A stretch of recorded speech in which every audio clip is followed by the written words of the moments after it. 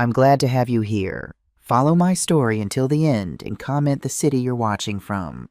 My name is Kathleen Murphy, and I'm 66 years old. For the last 5 years, I've been treated like a servant in my own home. It all started when my son Ryan married that woman. From the very first day, Elizabeth decided I was her personal employee. Kathleen, get me some coffee. Kathleen, clean this up. Kathleen, cook for my guests. And I, like a fool, always obeyed. I thought it was how I could keep my family together, but I had reached my limit. I'd spent 30 years in this house. My late husband James and I had saved for a decade to afford the down payment. We'd painted every wall ourselves, planted every flower in the garden with our own hands. After James died from cancer 8 years ago, this house became my sanctuary, my last connection to the life we'd built together. I never imagined it would become my prison. Ryan had always been a good son, smart, kind, the type of boy any mother would be proud of. He'd gone to college on scholarships, worked his way up at a respectable marketing firm, and seemed destined for a happy, stable life. Then he met Elizabeth at a company fundraiser. She was beautiful, I'll give her that. Long chestnut hair, perfect makeup, designer clothes, and a smile that could charm anyone. She came from what she called old money in Boston. Her family had an estate on Cape Cod and connections to everyone who mattered in New England society. At least that's what she told everyone. The wedding was lavish. Elizabeth's family estate was unavailable, so I offered our backyard. I spent weeks preparing, cooking for days, arranging flowers, and transforming my modest garden into a wedding venue. Elizabeth took all the credit when her friends complimented the food and decorations. "Oh, I planned everything myself," she'd say right in front of me, as if I were invisible. I didn't say anything. I wanted Ryan to be happy. After they married, they decided to live with me temporarily while they saved for their dream house. Temporary became permanent. My home was no longer mine. Elizabeth replaced my comfortable old furniture with expensive modern pieces that hurt my back. My kitchen, once my domain, became her showcase for entertaining her friends. She hosted dinner parties where I cooked elaborate meals while she pretended they were her recipes passed down from her grandmother's private chef. My bedroom was the only space that remained mine, and even there she'd knock and enter without waiting for a response, asking me to iron her silk blouse or polish her expensive shoes because I did it better than anyone. Ryan noticed nothing. Or perhaps he chose not to notice. When I tried to talk to him about it, he'd say, "Mom, Elizabeth just wants things to be perfect. She's under a lot of pressure at work." Or, "She comes from a different background, Mom. They do things differently in her family." Her family. I'd never met them. They were always traveling in Europe or at their winter home in Aspen whenever holidays approached. Yet Elizabeth spoke of them constantly, her successful father, her philanthropist mother, her brilliant siblings, all of these important people who never seemed to visit or call. What struck me most about Elizabeth wasn't her demanding nature or her coldness. It was how she looked at me, like I was a relic, something dusty and forgotten that cluttered up her perfect life. In her eyes, I wasn't a person with feelings or history. I was just Ryan's mother, an obligation, an inconvenience. As months turned into years, I felt myself fading. The vibrant woman I once was, the one who had run a successful small business with James, who had traveled and read voraciously, who had friends and hobbies, was disappearing. Some days I would catch my reflection in the mirror and barely recognize myself. My shoulders had become permanently stooped, as if I were constantly bracing for the next criticism, the next demand. I started having trouble sleeping. Small panic attacks would grip me when I heard Elizabeth's car in the driveway. I began to doubt my own worth, my own right to take up space in this world. Depression crept in slowly, like a fog rolling over the water until it enveloped everything. But there was one thing Elizabeth didn't know about me. Before I was Ryan's mother, or the old lady who cooks and cleans, I had been Catherine Murphy, a woman who had survived poverty, built a business from nothing with her husband, and raised a son through countless hardships. Somewhere beneath the fog, that woman still existed, and she was watching, waiting, gathering strength. The true Elizabeth began to reveal herself in small ways. The designer clothes she claimed were family heirlooms still had price tags tucked inside when I did her laundry. The calls she claimed were from her parents seemed to make her anxious rather than happy. And occasionally, when she thought no one was listening, she would speak to someone on the phone with a distinct South Boston accent, nothing like the polished boarding school tones she affected around Ryan and me.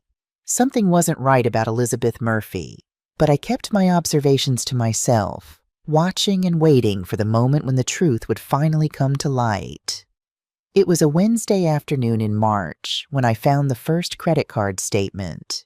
I wasn't snooping. I was simply cleaning Ryan's home office as Elizabeth had instructed. The envelope had fallen behind the desk, and when I retrieved it, the contents spilled onto the floor. What I saw made my heart race.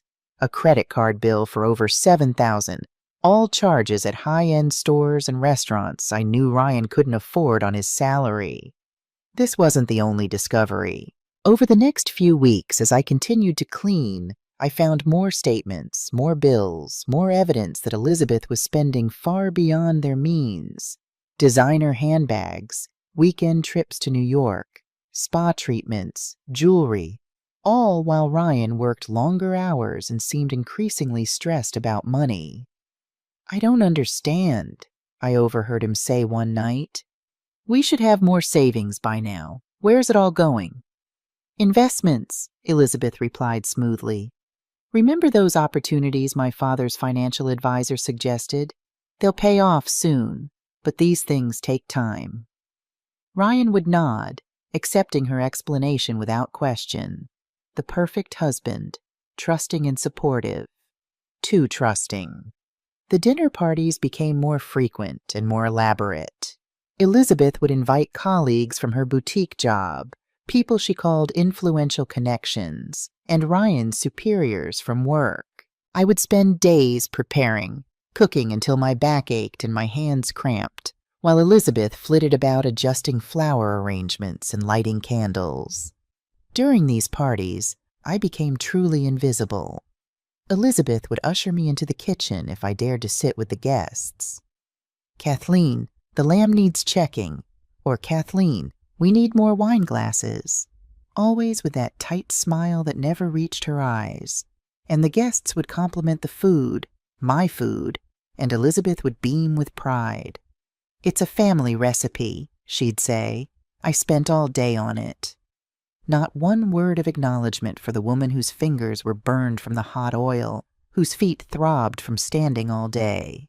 Ryan would sometimes catch my eye across the room, and for a moment I'd see a flicker of recognition, perhaps even guilt. But it would vanish quickly as Elizabeth pulled him back into her orbit, her hand possessively on his arm, her laughter a little too loud. After these parties, I would clean until midnight while they went to bed, exhausted not from work but from the performance of being the perfect couple in the perfect home with the perfect life. One Sunday morning, as I was making breakfast, Elizabeth insisted on fancy brunch every weekend. I overheard them talking in the living room.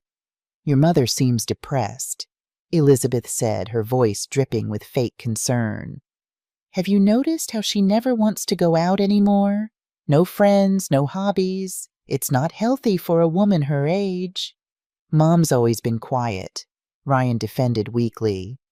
"I'm just concerned she's becoming dependent on us. She needs to develop her own life instead of focusing entirely on taking care of this house." The irony was so thick I nearly choked on it. Elizabeth had systematically isolated me, monopolized my time with endless chores, criticized my few remaining friendships until I stopped inviting them over, and now she was concerned about my independence? That afternoon, I found myself sitting in the park 3 blocks from home watching children play. I hadn't meant to go there. I just needed to walk, to breathe air that wasn't heavy with Elizabeth's expensive perfume. An elderly man sat down beside me, feeding breadcrumbs to pigeons. "Beautiful day," he said, not looking at me.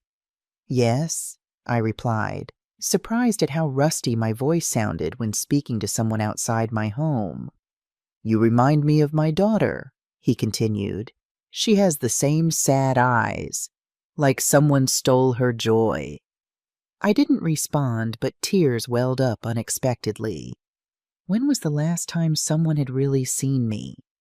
"Whoever did that to you," he said gently, "they only have the power you give them." He left after that, but his words stayed with me, echoing in my mind as I walked home. The power you give them. Had I given Elizabeth power over me? Had I surrendered my home, my dignity, my sense of self so completely that I couldn't reclaim them? That night, I stood in front of my bedroom mirror and really looked at myself for the first time in years. My hair had gone completely gray. My posture was stooped, and my eyes, the old man was right, were dull with sadness. But beneath that, I could still see traces of the woman I used to be. The woman who had survived losing her husband, who had run a business, who had raised a son on her own. "Enough," I whispered to my reflection. "Enough."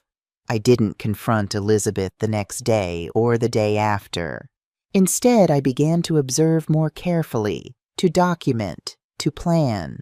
I started keeping a journal, hidden beneath my mattress, noting every lie, every manipulation, every dollar spent. I began taking photographs of credit card statements when I found them, using the old smartphone Ryan had given me years ago. Small acts of resistance followed. I forgot to iron Elizabeth's blouse for an important meeting. I seasoned the dinner slightly differently than she had instructed. I took 10 minutes longer to respond when she called for me. Tiny rebellions that went largely unnoticed but helped me reclaim small pieces of myself. One day, Elizabeth burst into my room without knocking, as usual. "Kathleen, I need you to—" She stopped mid-sentence, staring at me. I was sitting in my armchair, reading a book, not jumping to attention as I normally would. "Yes," I said calmly, marking my place with a finger. Her eyes narrowed slightly. "I need you to prepare the guest room. My friend Sophia is staying overnight." "I'll do that after I finish this chapter," I replied, returning to my book.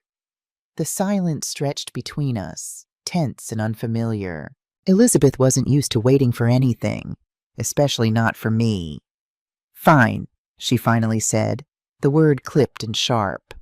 "Just make sure it's done before she arrives at 6. After she left, I smiled to myself. A small victory, but it felt enormous. The power you give them. I was taking mine back, one tiny piece at a time. The change in our dynamic was subtle, but significant. Elizabeth watched me more carefully now, her eyes following me with a new wariness. She'd always seen me as a predictable fixture in her life, like a reliable appliance. Now I was a variable, and it unsettled her. Ryan noticed nothing, of course. He was working longer hours than ever, often coming home after I'd gone to bed and leaving before I woke up. Elizabeth told everyone it was because he was climbing the corporate ladder, but I suspected it was to pay for her extravagant lifestyle. As summer turned to fall, I continued my quiet documentation of Elizabeth's deceptions. The credit card debt was mounting, and I discovered she had opened several accounts in Ryan's name without his knowledge. She was also lying about her job. She claimed to be a manager at an upscale boutique, but when I happened to visit the store one day, I discovered she was only a part-time sales associate making barely above minimum wage. Where was the extra money coming from that she claimed to contribute to their expenses? How was she affording those designer clothes and weekend spa retreats? The puzzle pieces weren't fitting together, and the picture that was emerging worried me deeply. In late September, I made the most disturbing discovery yet. While cleaning their bathroom, I found a letter tucked inside one of Elizabeth's luxury skincare boxes. It was from a bank, discussing the potential home equity loan she had inquired about. My home. They were considering taking out a loan against my house, the house that was still in my name, the house that held every memory I had of James. My hands shook as I photographed the letter with my phone and carefully returned it exactly as I had found it. This wasn't just about designer clothes or dinner parties anymore. This was about my home, my security, my future. That night, I couldn't sleep. The walls seemed to close in around me as I imagined being forced out of my own home, or worse, watching it be sold to pay for Elizabeth's debts. By morning, I knew I needed help. Professional help. James had always handled our legal matters, working with a trusted attorney named Robert Miller. I hadn't spoken to Robert in years, but I found his business card in an old address book and made the call from a coffee shop 2 towns over, where there was no chance of running into anyone who knew Elizabeth. "Kathleen Murphy," Robert said warmly when we met at his office the following day. "It's been too long. You look—" He hesitated, clearly noticing the changes in me. "Older? Sadder?" I supplied with a small smile. "Different," he said diplomatically. "What can I do for you today?" I told him everything. The credit cards, the spending, the lies, the letter about the home equity loan. As I spoke, his expression grew increasingly grave. "Kathleen, what you're describing could potentially constitute financial abuse and fraud," he said when I finished. "Opening credit accounts in someone else's name without their knowledge is illegal. And as for your house, you're certain it's still in your name only?" "Yes. I checked the deed last week. It was one thing James was absolutely firm about. The house would always remain in my name for protection." Robert nodded. "That was wise of James. It means they can't take out a home equity loan without your signature, though they may be trying to find a way around that." "What should I do?" I asked, feeling both terrified and strangely empowered at having spoken the truth aloud for the first time. "First, we secure your assets," Robert said firmly. "I'm going to help you set up new accounts at a different bank, ones that Ryan and Elizabeth have no knowledge of or access to. Then we'll review your will and other legal documents to ensure they're ironclad." He leaned forward, his eyes kind but serious. "And Kathleen, you need to consider whether you want to tell Ryan what you've discovered. He deserves to know what's happening in his name." The thought of confronting Ryan, of watching his world collapse when he learned the truth about his wife, made my stomach clench. "Not yet," I said. "I need more information. I need to understand exactly what Elizabeth is doing and why before I approach him." Robert agreed to help me gather more evidence. He recommended a private investigator, a discreet woman named Sarah, who specialized in financial fraud cases. Within a week, we had begun what Sarah called the deep dive into Elizabeth's background and activities. What we discovered was more shocking than I could have imagined. Elizabeth Miller was not from old money in Boston. She had grown up in a working-class family in South Boston, the daughter of a dock worker and a seamstress. There was no family estate on Cape Cod, no connections to high society, no trust fund. Her parents weren't traveling in Europe. Her father had died 10 years earlier, and her mother lived in a modest apartment in Dorchester. The influential connections she brought to our dinner parties were mostly acquaintances from her retail job or people she'd met at charity events she crashed. She had cultivated a network of individuals who believed she was wealthy and connected, creating an elaborate web of lies that each person only saw a part of. Most disturbing of all, Elizabeth had been married before, a fact she had never shared with Ryan or me. Her previous husband had filed for bankruptcy a year after their divorce, claiming his ex-wife had run up massive debt in his name. This is a pattern, Sarah explained, showing me the documentation.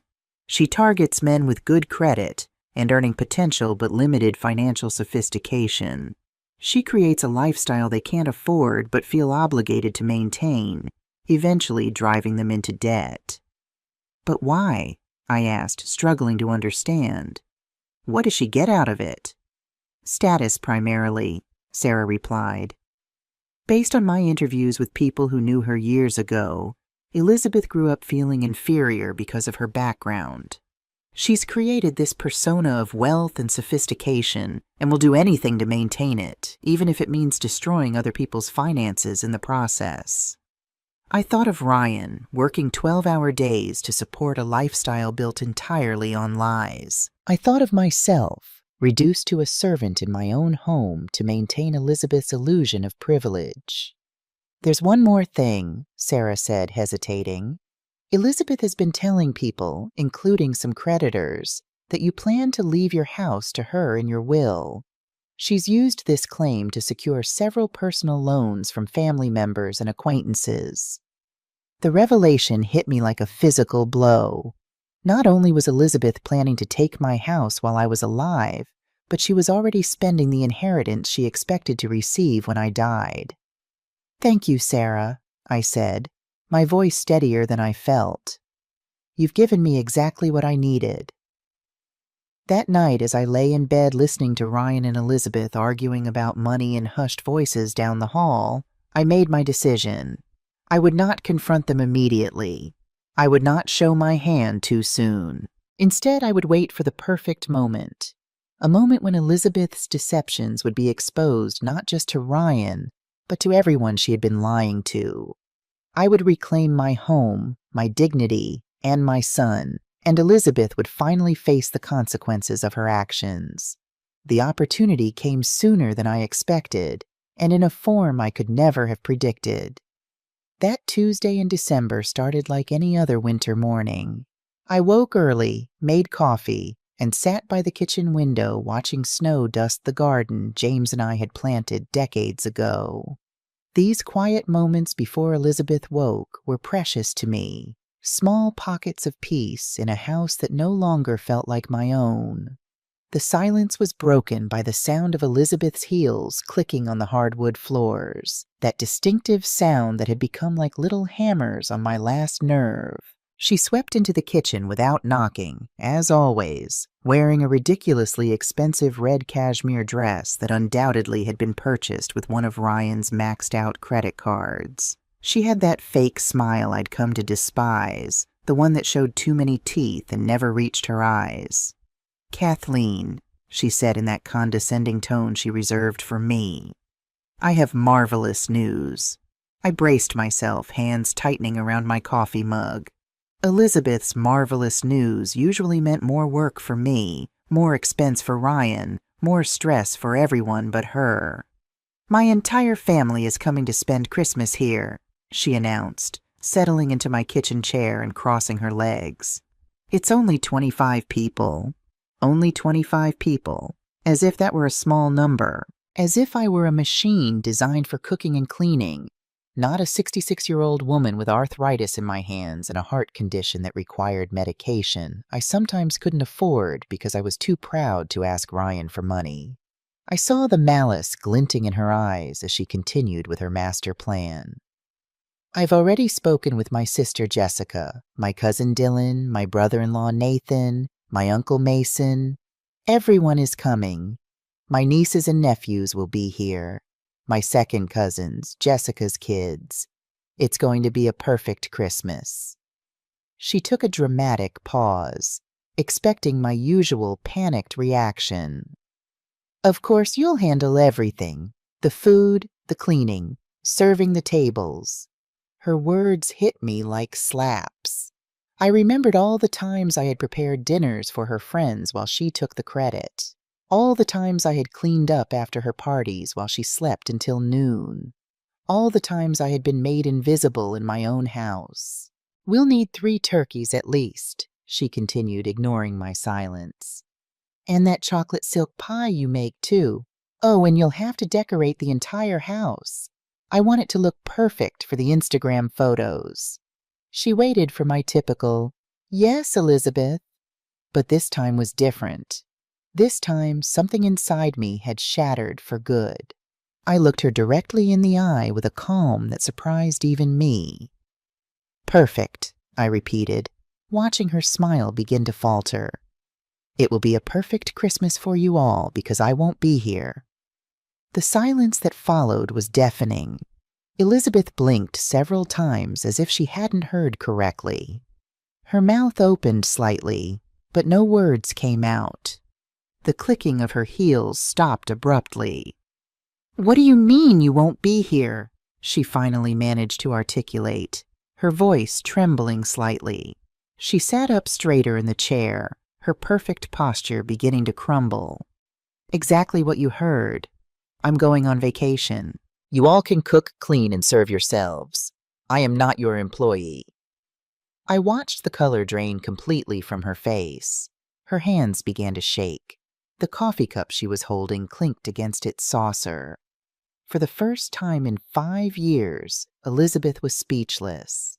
But Kathleen," she stammered, "I already told everyone to come. It's all planned. You can't do this." "Of course I can. It's my house." Those 4 words landed like a bomb in the kitchen. Elizabeth's jaw dropped, her face shifting from shock to indignation. She shot up from the chair, her heels clicking again, but this time with desperation. "This is ridiculous. Ryan is not going to allow this. Ryan can have whatever opinion he likes, but the decision has been made." For the first time, I was in control. But what she didn't know, what none of them knew, was that my decision wasn't spontaneous. I had been planning this for months, and I had my reasons. Reasons that would soon leave them all speechless. Elizabeth's expression morphed from shock to fury in a matter of seconds. Her cheeks flushed and her eyes narrowed like a snake about to strike. She stepped toward me, invading my personal space as she always did when she wanted to intimidate me. "You know what, Kathleen? I always knew you were selfish. But this is the absolute limit." Her voice became venomous, each word dripping with contempt. "My family is coming from far away, some from out of the country, and you're going to ruin their Christmas over a whim?" A whim? 5 years of mistreatment, humiliation, and emotional abuse, and she called it a whim. I felt rage rise in my chest, but I remained serene. I had learned to control my emotions after so much time as her victim. "That's not my problem," I replied with a calm that unnerved her even more. "You should have consulted me before inviting 25 people to my house." "Our house!" she shrieked, losing her composure completely. "Ryan is your son. This house will be ours one day." There it was, the truth that had always hovered in the air, but had never been spoken aloud. Elizabeth didn't see me as family.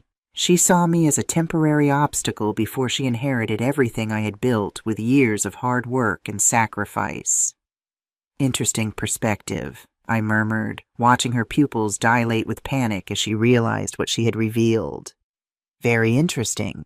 At that moment, I heard keys in the front door. Ryan was home from work. Elizabeth ran to him like a child tattling to her father, her heels clattering with desperate urgency. Ryan, your mother has gone insane. She says she won't help with Christmas. She says she's going on vacation and leaving us alone with my entire family." I heard their muffled voices from the living room. Elizabeth spoke in a rush, her tone sharp and dramatic. Ryan murmured responses I couldn't make out. After a few minutes, their footsteps approached the kitchen. My son appeared in the doorway, his suit wrinkled after a day at the office, his face tired but annoyed. Behind him, Elizabeth followed like a shadow, arms crossed and a triumphant expression on her face. She clearly expected him to put me in my place. "Mom," Ryan began in that patronizing tone he had adopted since his marriage. "Elizabeth told me about your decision. Don't you think you're being a little dramatic?" "Dramatic?" My own son was calling me dramatic for refusing to be his wife's servant. I felt something cold and hard settle in my stomach. Something that had been growing for months finally crystallized in that moment. No, Ryan, I'm not being dramatic. I'm being clear. But Mom, it's Christmas. It's a time for family. Elizabeth already invited everyone. We can't cancel now. I didn't say to cancel. I said I won't be here. Elizabeth stepped forward, placing herself between Ryan and me like a human barrier. See what I mean?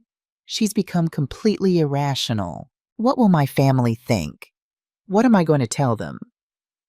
Tell them the truth, I answered calmly. That you assumed I would be your employee without consulting me, and that you were mistaken. Ryan sighed deeply, running a hand through his hair as he did when he was frustrated. Mom, be reasonable. You know Elizabeth can't cook for 25 people by herself. And why not? I've cooked for her parties for years. It's time she learned. But I work, Elizabeth protested. I can't take days off to cook. My career is important. Her career. A part-time position at a boutique she had probably gotten through Ryan's connections. But of course, her career was more important than my time, my energy, my dignity. Then hire a caterer, I suggested with a sweet smile. There are many excellent options in the city. Catering costs a fortune, Ryan exclaimed. Why spend thousands of dollars when you can? He stopped abruptly, realizing what he was about to say. When I can do it for free, I finished for him. Like always, like the employee you think I am.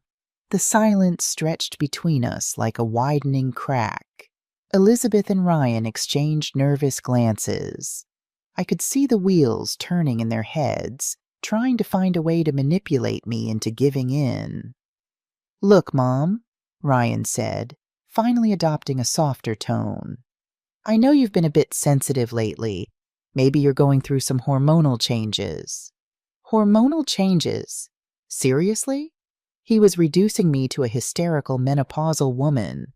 The fury I had been containing began to boil beneath the surface, but I managed to keep my voice steady. There is nothing hormonal about this, Ryan. This is about one very clear thing: respect. And for 5 years, neither you nor your wife has shown me any. That's not true, Elizabeth protested. We've always treated you well. You're part of the family. The part of the family that serves, cleans, and cooks while you two have fun? The part of the family that is never consulted but is always expected to obey? Ryan came closer, placing a hand on my shoulder as he used to do as a boy when he wanted something. But he was no longer the sweet child I had raised. He was a man who had chosen his wife over his mother in every conflict for the past 5 years. All right, Mom, I understand you're upset, but think about it. It's just one more Christmas. After that, everything goes back to normal. Normal, their normal, where I was invisible except when they needed me. Where my feelings didn't matter as long as their life was comfortable. Where my house had ceased to be my sanctuary and had become their personal hotel. No, Ryan, things are not going back to normal because I'm leaving tomorrow. They both froze. Elizabeth was the first to react, her voice rising an octave. Tomorrow? Tomorrow? I confirmed, enjoying the panic that began to gleam in their eyes. I already have everything arranged. What they didn't know was that I truly did have everything arranged, just not in the way they thought. This is insane, Elizabeth shrieked, her eyes wide as she paced my kitchen like a caged animal. You can't leave tomorrow. It's impossible. My family arrives in 3 days. Well, you should have thought of that before you took for granted that I would be your employee, I replied, maintaining my serene tone as I calmly washed my coffee cup. Every movement was calculated to show that her dramatics didn't faze me. Ryan just stood there, shifting nervously from one foot to the other, clearly torn between supporting his hysterical wife and trying to reason with me. His eyes darted between the two of us as if he were watching a tense tennis match. Mom, Please, he finally murmured. At least tell us where you're going. When will you be back? I'm going to visit my sister in Miami, I lied smoothly. And I'll be back after New Year's. The lie came so naturally it surprised even me, but it was necessary. They couldn't know my real plans. Not yet. After New Year's? Elizabeth practically choked on her own words. But what are we going to do? I already told everyone to come. My Uncle Mason already bought his plane tickets. Jessica canceled her plans. Nathan took time off work. Those are their problems, not mine.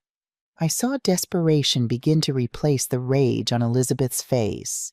Her perfectly manicured hands trembled as she gripped the marble countertop, her knuckles white from the pressure. Kathleen? Her voice suddenly changed, becoming syrupy and manipulative. You know I've always thought of you as a second mother. You're so important to me, to us. You can't just abandon us like this. There it was, the switch in tactics from fury to emotional manipulation. I had seen this play many times before, but it no longer worked on me. If you really considered me a mother, you wouldn't treat me like a servant. But I don't treat you like a servant. I just thought you enjoyed cooking for the family. I thought you liked to feel useful. Useful. That word pierced me like a dagger. For 5 years, I had believed that being useful was my way of keeping the peace, of securing a place in my son's life. But now I understood that being useful had only made me a shadow in my own home. You know what, Elizabeth? You're right. I do like to feel useful. That's why I'm going to be useful to myself for the first time in years. Ryan intervened again, his frustration now evident in every line on his face. Mom, this isn't fair. You know we don't have the money to hire a caterer for 25 people. The deposit on the new apartment wiped out our savings. A new apartment? This was the first I was hearing about a new apartment. My eyes narrowed as I processed this information. Since when were they planning to move? And why hadn't they told me? What new apartment? I asked, my voice laced with a dangerous curiosity. Elizabeth and Ryan exchanged a guilty look, the kind of look you share when you've just revealed something that was supposed to be a secret. Well, Ryan began, looking down at his shoes. We were going to tell you after the holidays. We found an incredible place downtown. 3 bedrooms, ocean view, a gym in the building. Sounds expensive, I observed, keeping my tone neutral, though my mind was racing. Well, yes, but it's worth the investment. And don't worry, we're not moving far. Only 30 minutes from here. 30 minutes. Close enough to keep using my house as their personal restaurant, but far enough to have their privacy. How convenient. And how do you plan to pay for it? I asked, though I already had a suspicion about the answer. Elizabeth's face suddenly lit up as if she'd found the perfect solution to all our problems. That's why it's so important that we have a perfect Christmas. My Uncle Mason is very generous when he's impressed. And my brother-in-law Nathan has connections in real estate. If everything goes well, they could help us with Ryan's business. There it was, the real reason behind the grand Christmas celebration. It wasn't about family or tradition. It was about money, about impressing wealthy relatives to get financial favors. And I was the cornerstone of their manipulation scheme. I see, I murmured, letting the silence hang as they both waited for my response. So you need your Christmas to be perfect to impress the rich family. Exactly, Elizabeth exclaimed, relieved that I finally understood the gravity of the situation. I knew you'd get it. You're so smart, Kathleen. You always know the right thing to do. The right thing. For 5 years, the right thing had been to sacrifice my comfort, my time, my dignity to make their lives easier. But now, I had a completely different perspective on what was right. You're right, Elizabeth. I know exactly what the right thing to do is. That's why my decision stands. I'm leaving tomorrow. The hope vanished from their faces like spilled water. Elizabeth began to breathe rapidly, on the verge of a panic attack. "You can't do this. You can't ruin our future over a tantrum." "It's not a tantrum. It's a well-thought-out decision." "But what will my family think when they arrive, and there's no one here to receive them? What will they think when they see there's no food prepared?" "They will think that their niece invited them without having the capacity to be a host, and they will be correct." Ryan stepped closer, his desperation now palpable. "Mom, please, if you really need a vacation, we can postpone it. After New Year's, you can go wherever you want, for as long as you want. We'll pay for your trip, the hotel, everything." They'd pay for my trip? With what money? I wondered if they had just said the apartment deposit left them with no savings. But it didn't matter. Their offer was 5 years too late. "The offer is tempting, Ryan, but my decision is made." "This is emotional blackmail," Elizabeth burst out, her mask of sweetness finally falling away completely. "You're using our situation to manipulate us." Emotional blackmail. The words hung in the air like an unwitting confession. Because if I was engaging in emotional blackmail by refusing to be their free employee, what had they been doing for 5 years? "You know what emotional blackmail is, Elizabeth?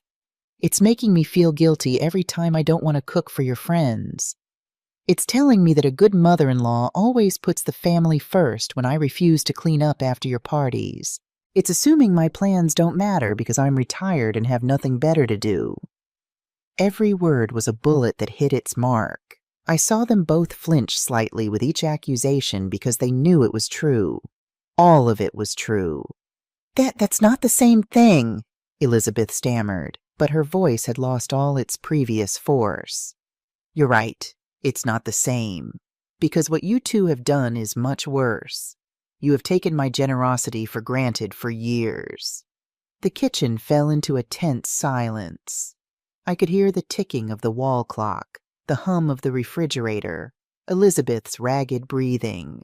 But what I could hear most clearly was the sound of my own approaching freedom. Because tomorrow everything would change, and they had no idea just how much.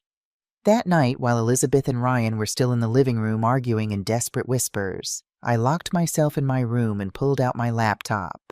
It was time to set the second phase of my plan in motion, a plan that had been brewing for months, ever since I discovered something that changed my entire perspective on my dear daughter-in-law.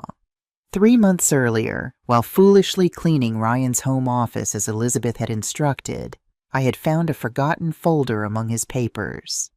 It was tucked behind the filing cabinet, as if someone had hastily hidden it during a cleaning frenzy. At first, I thought they were work papers, but something caught my eye. Elizabeth's name appeared again and again in transactions I didn't understand. That night, after they went to sleep, I returned to the office and reviewed everything meticulously. What I found chilled me to the bone. Elizabeth had been spending money they didn't have, a lot of money. Credit cards in Ryan's name that he knew nothing about, personal loans using the house as collateral without my knowledge, and compulsive shopping sprees at luxury stores that added up to over $50,000 in debt. But that wasn't all.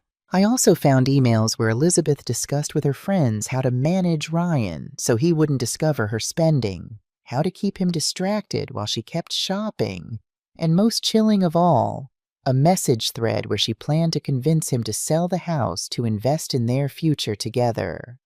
My house. The house I had lived in for 30 years. The house I had paid for with my work, my savings, my sacrifices. Elizabeth wanted Ryan to sell it to pay off her compulsive shopping debts. That night, I couldn't sleep. I stayed awake until dawn, processing the betrayal, the manipulation, the deceit. But along with the devastation, something else began to grow. A cold, calculated determination to protect myself and my son. The next day, I began my own silent investigation. I contacted Robert Miller again, and he recommended a private investigator, a discreet woman named Marjorie, who specialized in financial fraud cases. "This isn't uncommon, Mrs. Murphy," Marjorie told me during our first meeting at a cafe far from my neighborhood. In fact, there's a pattern to what you're describing. Marjorie explained that she'd seen cases like Elizabeth before, people who created elaborate facades of wealth and success while accumulating massive debt. Often they're trying to maintain an image they believe is necessary for their social standing or self-worth, she said.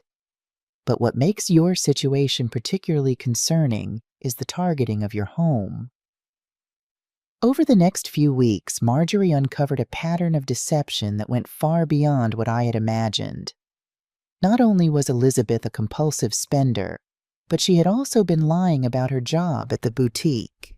She worked part-time, barely making minimum wage, but had been telling Ryan she earned 3 times that amount. The extra money for her personal expenses came from secret credit cards and loans. Most disturbingly, Elizabeth had been telling her relatives that we were much wealthier than we actually were.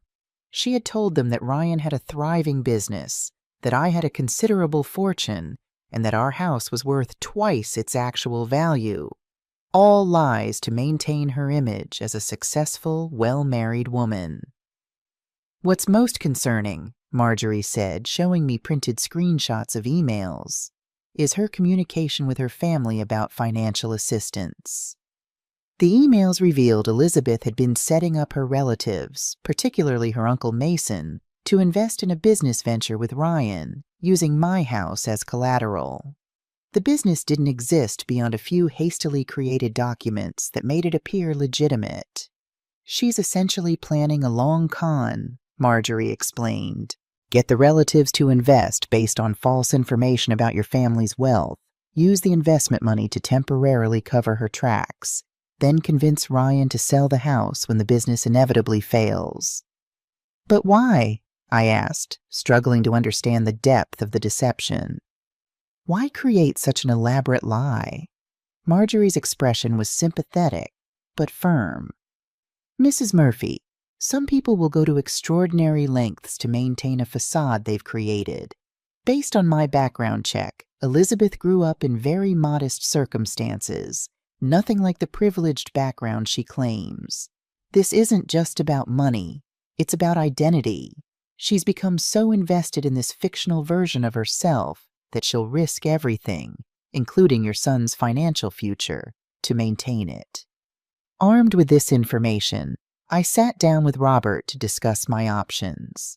The gravity of the situation weighed heavily on me. I wasn't just protecting my home anymore. I was trying to save my son from financial ruin. We need to move carefully, Robert advised. If we confront Elizabeth directly, she might accelerate her plans or convince Ryan you're trying to undermine their marriage.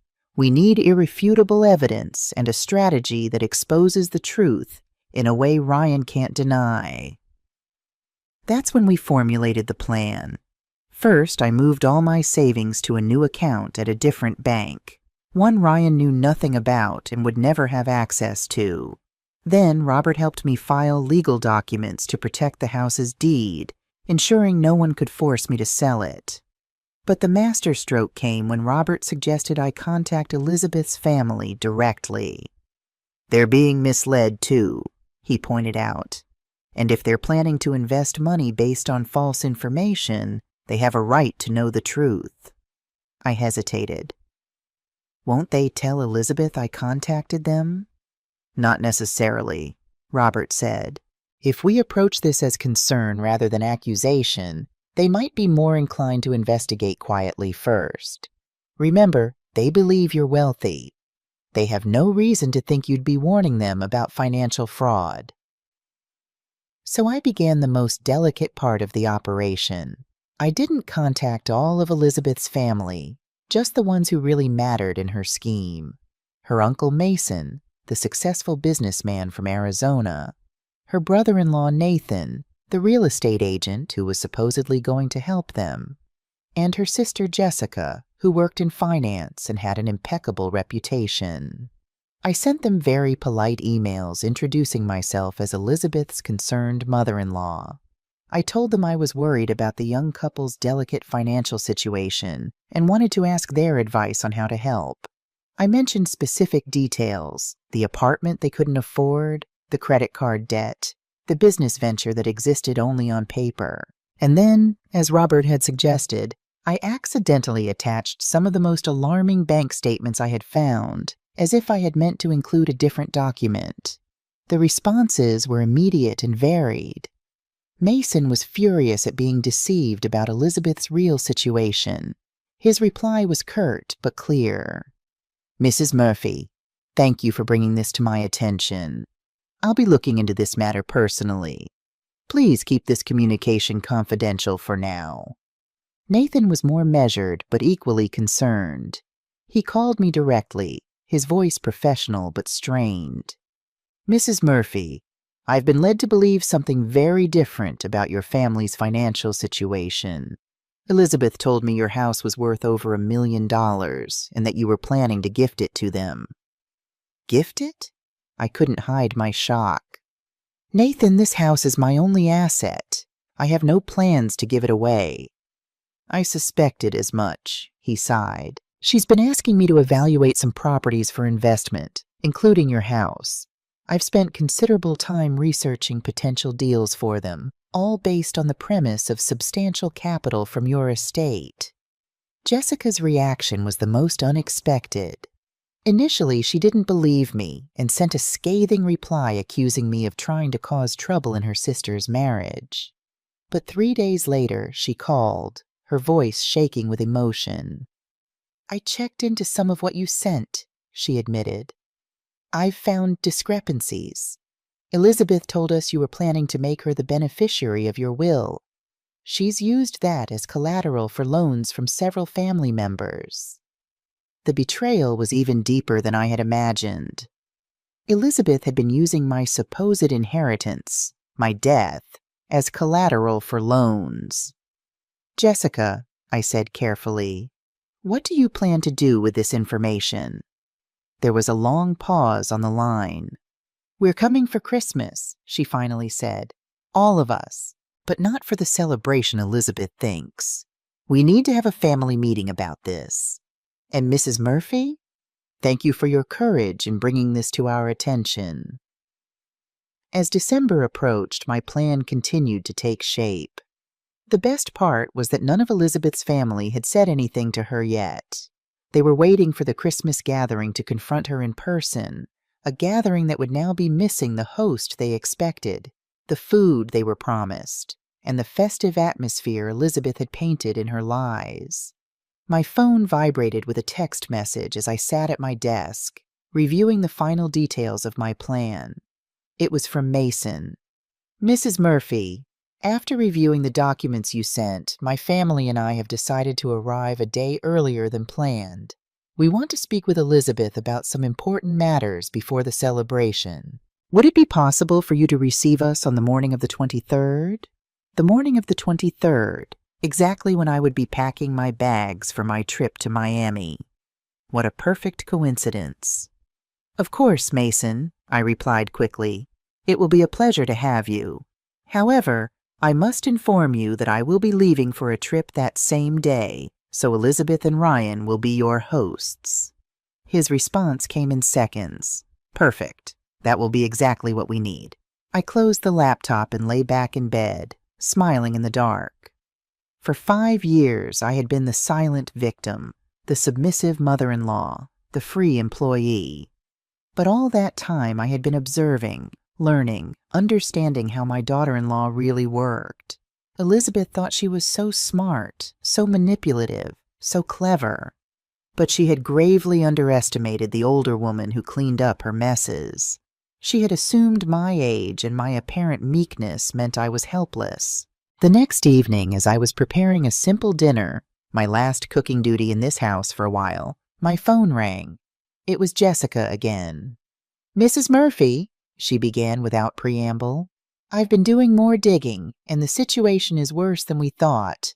Elizabeth has been telling people that Ryan is about to be made partner at his firm." "Partner?" I nearly dropped the phone.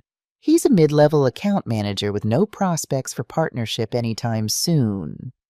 "That's what I suspected," Jessica sighed. She's been building this narrative of success that doesn't exist. And there's something else. I found old credit card statements. This isn't the first time she's done this. Her previous boyfriend filed for bankruptcy after they broke up. He claimed she had opened accounts in his name.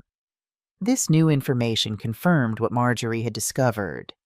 Elizabeth wasn't just lying. She had a pattern, a history of financial deception that spanned years. "Jessica, may I ask you something personal?" I ventured. "Why would Elizabeth do this? You grew up together. Was there something in your childhood that might explain this behavior?" There was a long pause. Then Jessica spoke quietly. "Our parents struggled financially. Dad worked 2 jobs, Mom cleaned houses. Elizabeth was always ashamed of that. She used to make up stories at school about vacations we never took and possessions we didn't own. I thought she'd outgrow it, but instead, it seems she's built her entire adult life on these fantasies." That night, I finalized my preparations. I booked a room at the Harborview Hotel, just an hour's drive from my house. Not in Miami, as I'd told Ryan and Elizabeth. I transferred additional money to my new account. I printed copies of all the evidence I had gathered and placed them in a folder for Robert. And then I did something that gave me particular satisfaction. I emptied the pantry and the refrigerator of everything except the most basic items. If Elizabeth wanted to host a lavish Christmas dinner, she would have to go shopping herself. I also locked away all my good china, my elegant tablecloths, and my Christmas decorations in my bedroom. If they wanted to impress the rich family, they would have to get their own supplies. My final touch was to cancel the cleaning service that came twice a week, a service that I paid for, but for which Elizabeth always took credit for maintaining a perfectly kept house. Starting now, she could experience what it really meant to keep a house clean on her own. Tomorrow would be the day everything changed. And I was ready. At 6:00 the next morning, my alarm clock sang like the anthem of freedom. I got up with an energy I hadn't felt in years. I showered peacefully, selected my most comfortable clothes, and began to pack my bags. Every garment I folded was another step toward my independence. Every item I stored away was a silent declaration that I was no longer anyone's employee. Elizabeth and Ryan were still asleep. I could hear their deep breathing from the hallway as I carried my suitcases down the stairs. I had prepared a note which I left on the kitchen table next to the spare house keys. "Have decided to leave early for my trip. The house is in your hands. Enjoy your perfect Christmas, Kathleen." I had ordered a taxi the night before, requesting it arrive promptly at 7:00 a.m., early enough to avoid any confrontation with Ryan or Elizabeth, who rarely rose before 9:00, especially on a day when neither had to work. As the driver loaded my bags, I took one last look at the house where I had lived for 3 decades. A house that had been my sanctuary, then my prison, and now would once again be my fortress. Because even though I was leaving temporarily, this was still my house, and I had every intention of reclaiming it completely. The Harborview Hotel was everything I had dreamed of during my years of forced domestic service.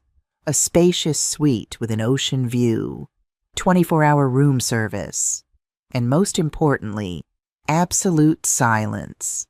No one shouting for me from the kitchen. No one expecting me to appear with fresh coffee. No one assuming my time had no value. I unpacked slowly, savoring the luxury of having nowhere to be and nothing urgent to do.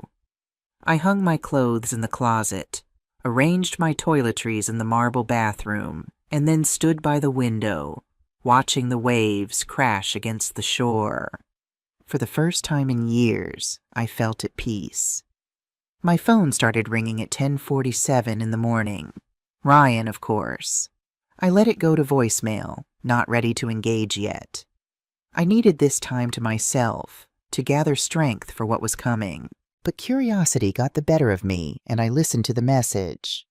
"Mom, where are you? We found your note, but why did you leave early?" Please call me back." He sounded confused, still sleepy. He had probably just discovered the empty pantry and the fact that no one was there to make his weekend breakfast. I smiled at the thought, but didn't call back immediately. Instead, I ordered a room service breakfast: eggs Benedict with smoked salmon, fresh orange juice, and a pot of Earl Grey tea. As I ate leisurely at the small table by the window, my phone began to vibrate constantly with texts and calls. I glanced at a few messages. From Ryan: "Mom, please call me. This is important." From Elizabeth: "Kathleen, this is completely irresponsible. Call Ryan immediately." From Elizabeth again: "Where is all the food? What did you do with the groceries?" From Ryan: "Mom, Elizabeth is really upset. Please just let us know where you are." At noon, feeling refreshed after my peaceful morning, I decided to answer Ryan's call. "Mom, where are you?" He sounded frantic. "We've been calling for hours." "Good afternoon, Ryan," I replied calmly. I decided there was no point in prolonging the inevitable. You two have a lot to do to prepare, and I'm very much looking forward to some rest. "But Mom, this is so sudden." "Elizabeth is, well, she's pretty upset." Upset. What a diplomatic way to say she was having a full-blown panic attack at the realization that she would actually have to take charge of her own life. I'm sure she'll manage perfectly. After all, she's a very capable woman. There was a long pause. I could hear voices in the background. Elizabeth speaking in a rapid, hysterical tone. "Could you at least tell us where you are in case of an emergency?" "I am safe and in a good place. That's all you need to know." "Mom, please. I know you're angry, but this is extreme. Elizabeth's family arrives in 2 days, and we don't know how—" "Ryan," I interrupted him firmly. "You are 32 years old. Elizabeth is 29. You are fully functional adults. I am certain you can solve your own problems without relying on a 66-year-old woman." Another pause. This one longer. "Fine," he finally sighed. "But promise me you'll be okay." "And when are you coming back?" "I'll be back when I'm ready. Enjoy your Christmas." I hung up before he could insist further. I immediately put my phone on silent mode. I knew the next few hours would be a constant bombardment of desperate calls and messages, but I had waited 5 years for this moment of peace. I wasn't going to let them ruin it. I ordered lobster thermidor from room service for lunch, something I would never have cooked for myself at home because it would have seemed too extravagant by the standards of austerity Elizabeth had imposed in my own house. As I ate slowly, savoring every bite, my phone blinked constantly with silenced notifications. The best part was yet to come, because tomorrow morning, exactly as I had calculated, Elizabeth's family would begin to arrive. They would not find the perfect Christmas she had promised them. Instead, they would find the raw reality of who the woman who had been living on lies for years truly was. At 3 o'clock in the afternoon, I finally checked my messages. There were 17 missed calls from Ryan, 31 from Elizabeth, and an avalanche of texts, escalating from confusion to pleading to outrage. But the message I was really interested in had arrived from Mason at noon. "Mrs. Murphy, my family and I will arrive tomorrow at 8 o'clock in the morning, as agreed. We look forward to meeting you personally and having that important conversation with Elizabeth. Thank you for your hospitality." Hospitality. If only he knew that by 8 o'clock tomorrow, the only hospitality they would find would be Elizabeth trying to explain why the house was empty, why there was no food, and why the generous mother-in-law she had boasted so much about had mysteriously disappeared. I replied to Mason, "I regret to inform you that I had to move up my trip due to unexpected family commitments. Elizabeth and Ryan will be delighted to host you. I'm sure you will have much to talk about." His response was immediate. "I understand perfectly. In fact, this might be for the best. Some conversations are better in private." "Private?" Exactly what they needed, a private conversation between a woman who had been lying for years and a family that finally knew the truth about her financial deceptions. That afternoon, as I enjoyed a massage at the hotel spa, I allowed myself to imagine the scene that would unfold the next morning. Elizabeth and Ryan waking up in a panic, making a last-minute run to the grocery store, desperately trying to create the illusion of hospitality they had promised. And then at 8 o'clock sharp, the sound of the doorbell announcing the arrival of the family who had come to collect on past due accounts. I couldn't help but smile as the masseuse worked on the knots of tension that had been in my shoulders for 5 years, knots that were finally beginning to unravel one by one, just like Elizabeth's lies. The morning of the 23rd dawned with a clear sky, and my phone exploded with calls. I woke to the first call from Ryan at 6:30 in the morning. I didn't answer. While I leisurely ate my eggs Benedict with smoked salmon on the suite's terrace, I decided to check the voicemails. The first was from Ryan. "Mom, please pick up. Elizabeth is hysterical. We don't know what to make for breakfast for 25 people. The grocery store doesn't open until 8, and the family arrives at exactly that time. We need help urgently. Please, please call us." The second was from Elizabeth, her voice completely broken. "Kathleen, I know you're mad at me and I get why, but please don't make me look bad in front of my family. They traveled from so far away. My Uncle Mason came from Arizona. Jessica canceled important plans. I don't know how to cook for this many people. I don't even know where to start. I promise we'll talk later and fix everything, but right now, I desperately need your help." The third message was even better. Elizabeth again, now sobbing. "Kathleen, I just checked the pantry and the refrigerator. Everything is empty. Why is there nothing? How am I supposed to feed my family? Where is the good china? Where are the Christmas tablecloths? Please, at least just tell me where you put everything. Just that, please." Ah, yes. The dawning realization that running a household requires planning, effort, and actual money. The tardy understanding that food doesn't magically appear in refrigerators, that tables don't set themselves, that decorations don't install themselves by magic. But the message I was truly waiting for arrived at 7:15 in the morning. It was from a voice I didn't recognize, but it spoke with authority. "Mrs. Murphy, this is Mason, Elizabeth's uncle. We arrived at the airport early and decided to come straight to your house. We expect to be there in 15 minutes. I'm very much looking forward to meeting you and having that conversation we've been planning." Perfect. They would arrive at the peak of Elizabeth and Ryan's panic. At 8:20, my phone rang. This time I answered. "Mom?" Ryan's voice was trembling on the verge of a nervous breakdown. "Can you talk?" "Good morning, Ryan. Of course I can talk. How is your morning going?" "Mom, please don't do this.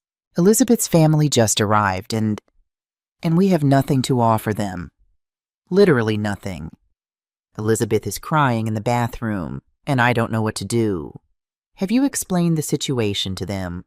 "What situation? How do I explain that my mother decided to go on vacation right when we needed her most? When they needed me most. Not when I needed respect or understanding or a simple thank you for 5 years of service. Only when they needed me. Tell them the truth, Ryan, that for 5 years you took it for granted that I would be your unpaid domestic servant, and that I finally decided I deserved a vacation." There was a pause. I could hear voices in the background, a mix of panic and confusion. Someone was speaking sternly, probably Mason asking where the main hostess was. "At least can you tell us where you always bought the food? What you used to make for special occasions? Anything to help?" "Ryan, I didn't always buy anything. I planned for weeks in advance. I researched recipes, made detailed lists, compared prices, and dedicated entire days to preparation. It wasn't magic. It was work. A lot of work. The silence on the other end told me he was finally beginning to understand the magnitude of what he had ignored for years. "Look," he continued, his voice smaller, "I know we've been inconsiderate, but right now I need practical solutions. What do I do with 25 hungry people in my living room? Order takeout, call restaurants, go to the supermarket, do what all responsible adults do when they have guests. But it's the holidays. Everything is closed or swamped. The restaurants have no availability." "Then maybe you should have thought of that before you invited 25 people without consulting the person you expected to do all the work." I heard a new voice in the background, a serious tone. Mason was clearly demanding an explanation. "Mom, Elizabeth's uncle wants to talk to you. He says he needs to understand what's going on." "I would love to talk to him, but I'm on vacation. Tell him Elizabeth can explain everything perfectly. After all, she's the one who organized this gathering." "Please, Mom, just 5 minutes. He's very confused and a little upset. I think he can help us solve this." Help us again. It was all about helping them. It was never about what I needed, what I deserved, or how they had made me feel for years. "Ryan, listen to me very carefully. For 5 years, every time you needed something, I was there. Every time Elizabeth wanted to impress someone, I did the work. Every time you had problems, I was the solution. Today, for the first time in half a decade, you have to solve your own problems. And that is not my responsibility." "But it's my family!" he finally shouted, losing his composure. I heard Mason's clear voice in the background. "Young man, I need to understand what kind of family gathering you organized. Where is the woman of the house? Where is the grandmother who invited them?" Mason had clearly understood from his conversations with Elizabeth that I was the matriarch who organized these events, the main hostess, the person responsible for the family's hospitality. And now there was no one. Just 2 confused adults finally facing the consequences of their own choices. "Mom, please at least talk to him. Explain that there's been a misunderstanding." "There is no misunderstanding, Ryan. There is a reality that you refuse to see for years. And that reality is that without mutual respect, there is no functional family." I hung up. This time I turned the phone off completely. It was time for the next phase. I went down to the hotel's business center. It was time to deploy the most delicious part of my plan. I sat at a computer and opened my email. I had several new messages from Elizabeth's family. The first was from Jessica, the financially responsible sister. "Dear Kathleen, we've just arrived at your house, and the situation is quite confusing. Elizabeth told us you left for an emergency, but we don't understand why the house seems uninhabited. There is no food, no Christmas preparations, and frankly, Elizabeth's attitude is very strange. Could we speak by phone?" The second message was from Mason, his tone considerably more serious. "Mrs. Murphy, I respect that you had to travel for an emergency, but I need to understand what is happening in this house. Elizabeth cannot coherently explain why the food she promised is not here, why there are no Christmas decorations, or even why she did not know you would be gone. This does not align at all with the family picture she painted for us. Please contact me urgently." Perfect. It was exactly the opening I had been waiting for. I replied to both emails with a carefully constructed message. "Dear Jessica and Mason, I deeply apologize for the confusion. I was forced to move up my trip due to circumstances I would rather not discuss over email. However, I believe it is important for you to understand Elizabeth and Ryan's true situation before continuing with any Christmas plans. The documents I previously sent you reflect only part of the financial reality. If you truly wish to help Elizabeth, I suggest you have a very frank conversation with her about her spending habits and her unrealistic expectations regarding family support. Sincerely, Kathleen." I sent the message and waited. I didn't have to wait long. 20 minutes later, my hotel room phone rang. It was the front desk. "Ma'am, you have a long-distance call. A Mr. Mason says it's urgent." Put him through, please. Mason's voice was tense but controlled. Mrs. Murphy, thank you for taking my call. I need to ask you some direct questions about my niece. Of course, Mason. I'm all ears. First, is it true that Elizabeth has been asking you to cook and clean for all her family gatherings? That is correct. For the last 5 years, every time you have visited or she has had guests, I have handled all the preparations. And when she told us about the elaborate dinners and perfect events, was she organizing them or were you? I planned everything from scratch. Elizabeth took the credit. There was a long pause. I could hear voices in the background. Clearly Mason arguing with someone. Second question. The financial statements you sent us, are they real? Completely real. I obtained them directly from my son's personal files. And Elizabeth knows you discovered her debts. Until today, she had no idea that I knew about her secret spending or her lies about her income. I see. His voice had turned to ice. One more question. Why did you decide to leave at this exact moment? Because I grew tired of being treated like a domestic servant in my own house. Elizabeth assumed I would cook for 25 people without even asking if I was available or willing. The silence that followed was long and tense. Finally, Mason spoke, his voice dripping with disappointment and contained anger. Mrs. Murphy, my family owes you an apology. Elizabeth has been lying to us for years. She painted a picture of you as a prosperous family where she was the perfect organizer. She asked us for financial help to expand Ryan's business when apparently the money was to pay off her compulsive shopping debts. I'm afraid so. And we, like fools, were ready to help because we believed she had proven herself to be responsible and successful, when in reality, you have been the one keeping everything running while she took the credit. Well, now we know. And let me tell you, my family does not tolerate this kind of deceit. Elizabeth is going to have some very serious explaining to do. Mason, if I may suggest something, please. I think it would be beneficial for Elizabeth to face the natural consequences of her decisions. She has lived in a bubble of privilege where others solved her problems. Perhaps it's time for her to learn to be truly independent. I completely agree. In fact, I have some news for her that is going to change her perspective drastically. The supposed financial support she was expecting from the family for her husband's business, well, that was entirely dependent on her demonstrating fiscal responsibility and transparency. After seeing these documents in the current situation, I can assure you there will be no support. My smile widened. I understand, but there's more. Yes. My brother-in-law, Nathan, who was going to help them with real estate connections, is also very upset.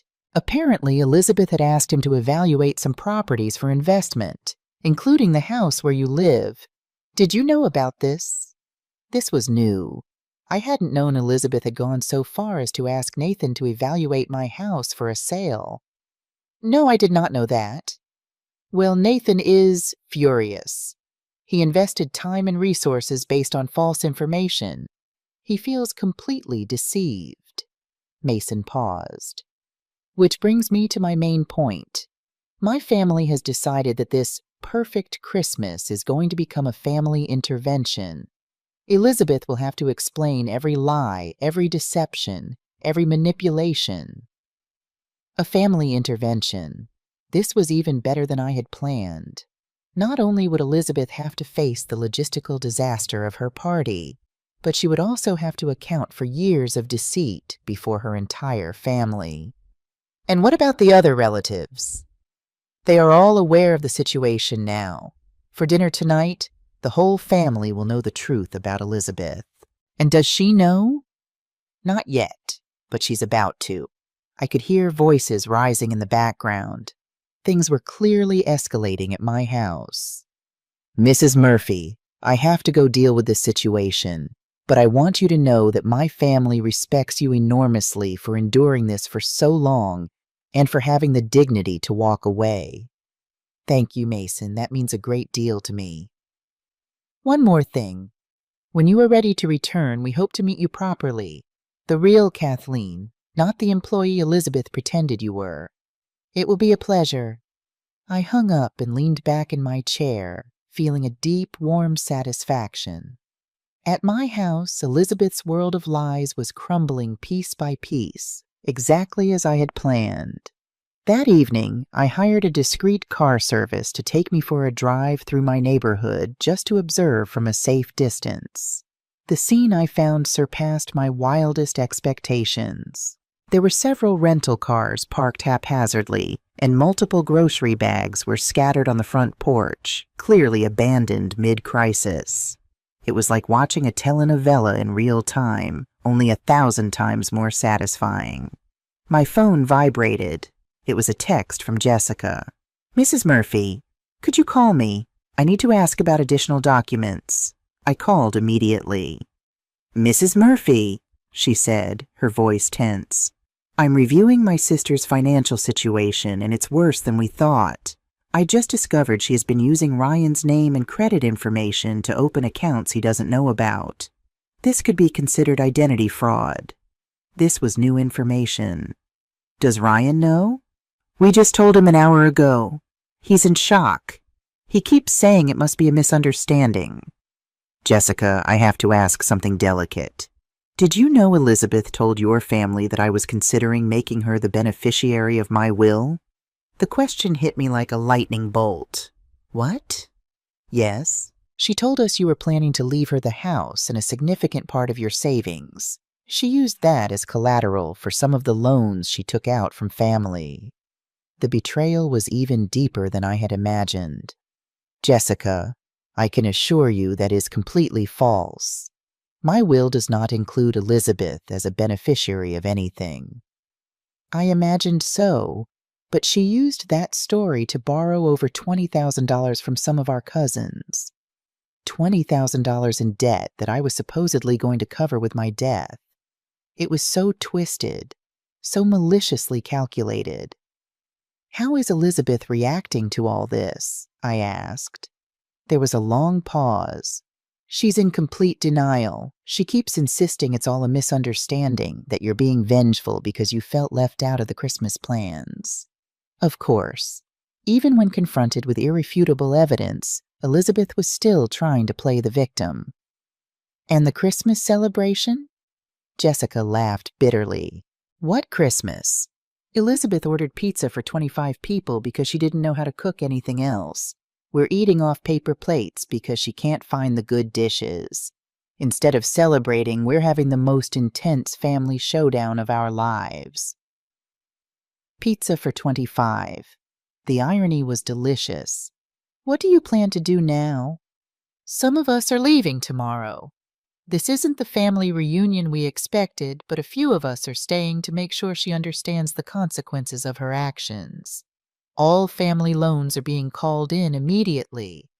The financial support for Ryan's business is gone, and we will be informing other family members to protect them from future manipulations." It was poetic justice. "And Ryan? That's the saddest part. I think he truly knew nothing about her lies. He's devastated. My poor son. But I also knew this was the only way he would ever open his eyes. Jessica, there's one more thing you should know. When I return home, and I will return soon, I will be making some significant changes. Elizabeth will no longer have free access to my house. There will be new rules, new boundaries, and new consequences for disrespect." "That sounds perfect.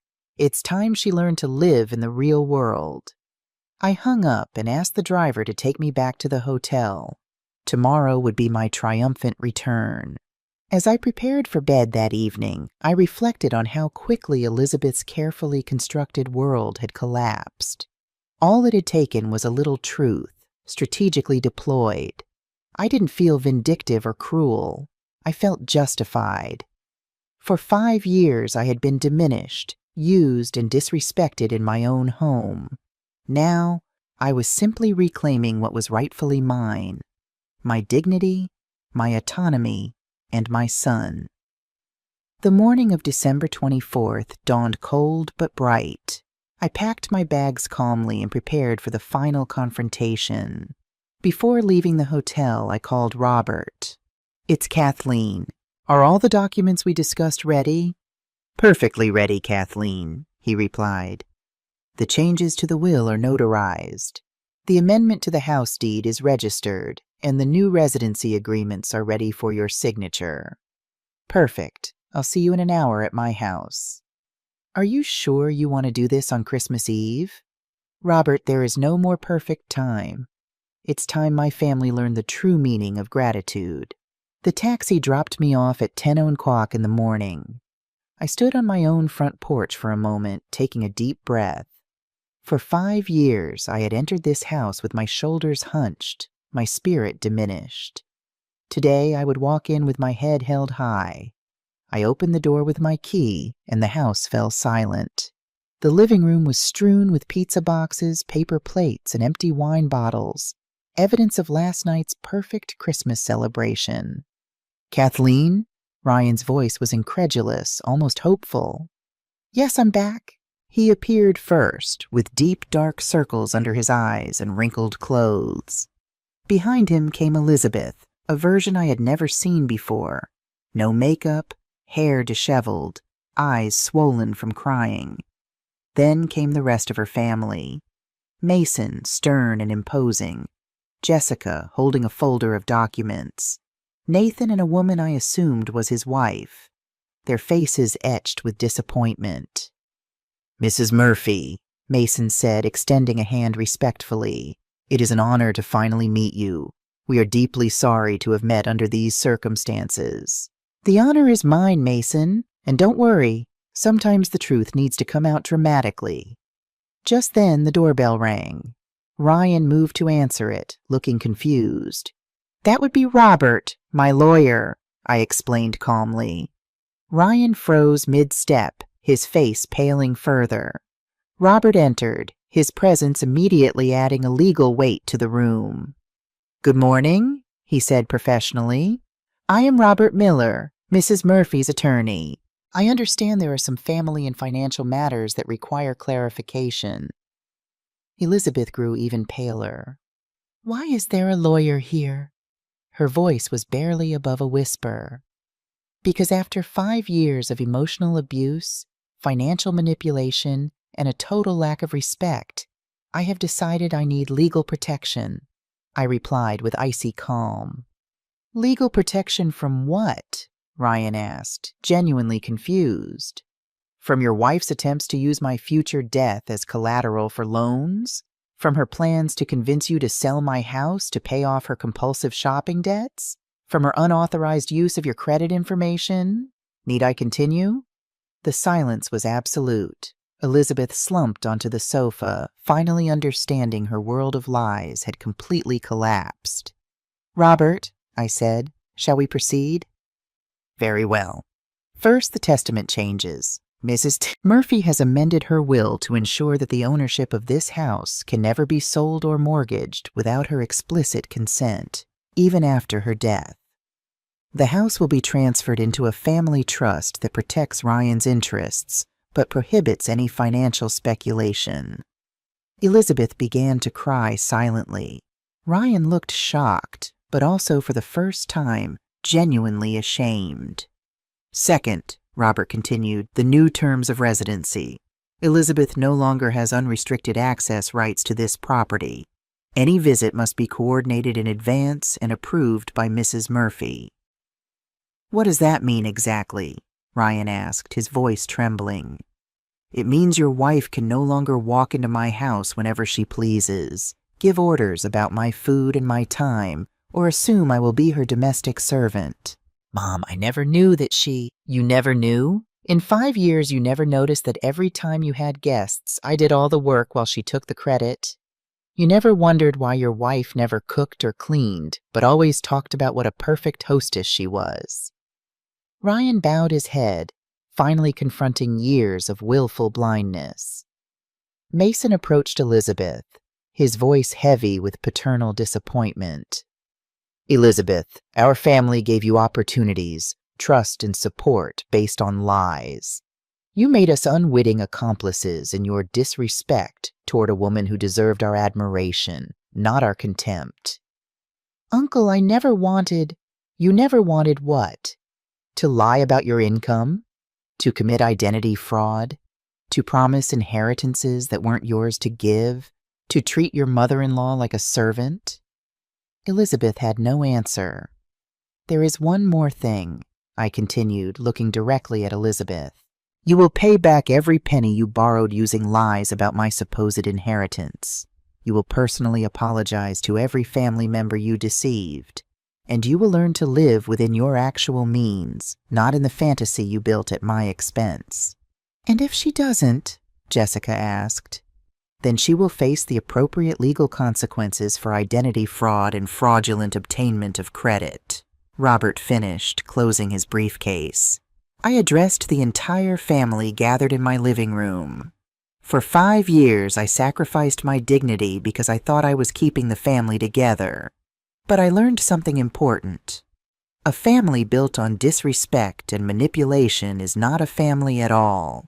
It is a toxic structure that hurts everyone involved. I looked specifically at Ryan. Son, I love you, but you have to decide what kind of man you want to be. One who allows his wife to abuse his mother, or one who defends respect and honesty in his family. Finally, I looked at Elizabeth. And you have to decide if you want to be a responsible adult who faces the consequences of her actions, or continue to be a manipulative child who expects others to solve the problems she creates. The clock struck noon on Christmas Eve. Now, I said with a smile I had been saving for months, those who wish to stay for a Christmas based on honesty, respect, and real gratitude are welcome. Those who prefer to continue living in fantasies and manipulations may leave. For the first time in 5 years, I was in total control of my house, my life, and my future. And I had never felt a freedom so sweet. The hours that followed were a whirlwind of emotions and confrontations. Elizabeth fled upstairs, locking herself in the guest bedroom. Ryan sat motionless at the kitchen table, staring at the stack of credit card statements and loan documents Jessica had compiled. Mason and Nathan conferred quietly in the corner, occasionally throwing disappointed glances toward the staircase. I moved through my house with newfound authority, straightening furniture, gathering trash, reclaiming my space inch by inch. No one tried to stop me or tell me what to do. It was as if a spell had been broken, and everyone could finally see the reality that had been hidden beneath Elizabeth's web of lies. Robert stayed for another hour, explaining the legal details of my new arrangements to the family. The house remains in Kathleen's name, with specific provisions for Ryan's inheritance that cannot be circumvented, he clarified. And there are additional protections against any attempt to influence or coerce changes to these documents. Is that really necessary? Ryan asked, looking up from the papers with red-rimmed eyes. Do you really think I would try to? It's not about what you would try to do, Ryan, I interrupted gently. It's about what you might be manipulated into doing. For 5 years, I've watched you make decisions that went against your own character because Elizabeth influenced you. These protections aren't just for me, they're for you too. As Robert prepared to leave, he pulled me aside. Are you sure you want to stay here tonight? It might be volatile. This is my home, Robert. I'm not leaving again unless it's on my own terms. He nodded, understanding the determination in my voice. Call me if you need anything, day or night. After he left, Mason approached me. Mrs. Murphy, Kathleen, I want to personally apologize for our family's role in this situation. We should have seen through Elizabeth's deceptions. We should have verified her claims before accepting them as truth. You couldn't have known, I reassured him. Elizabeth has been perfecting her act for years. She's very convincing. Still, we enabled her behavior by believing her stories and providing financial support without proper due diligence. He hesitated. There's something else you should know. Elizabeth has been telling people that Ryan is about to launch a tech startup that will revolutionize the industry. She's been soliciting investments from extended family members based on this claim. I sighed. Does this fictional startup have a name? Murphy Tech, Mason replied with a grimace.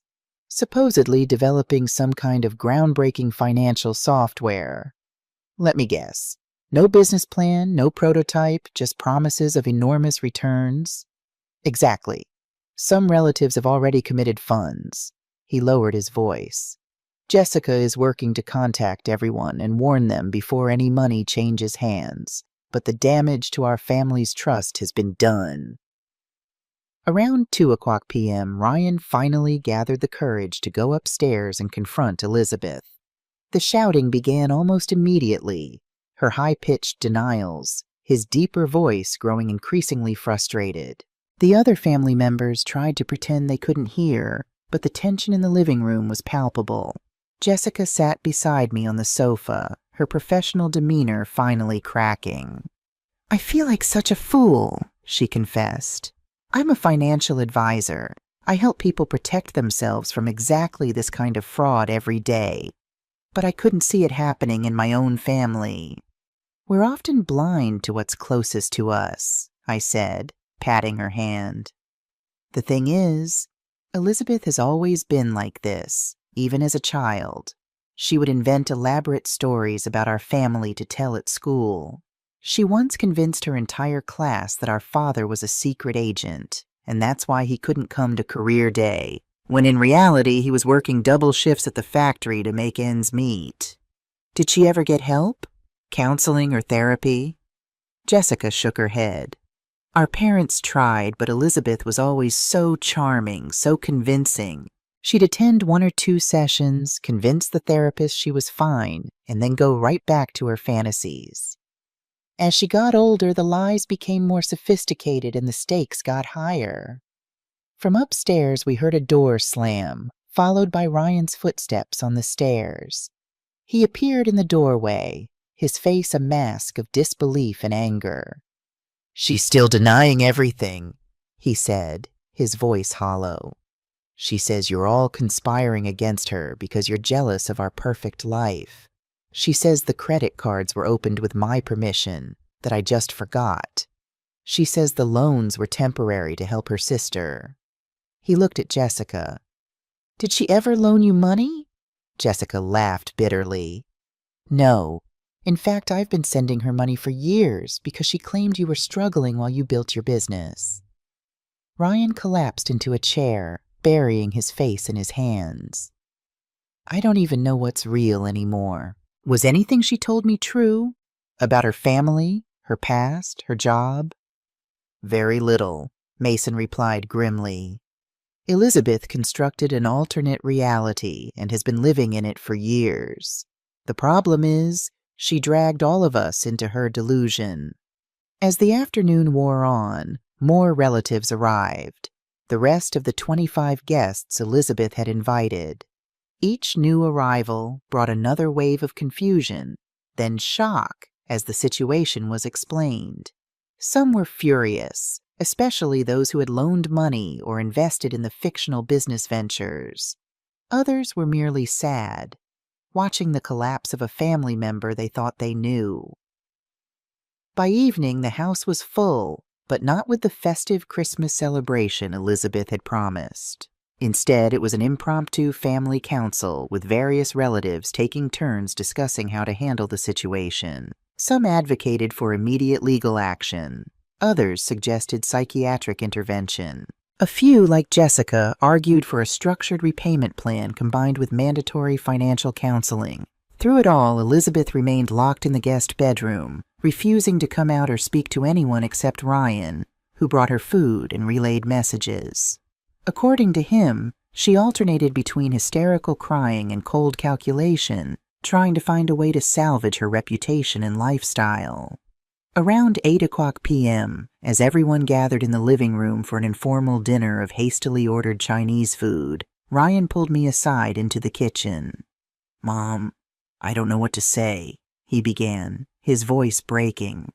"I'm so sorry. For everything.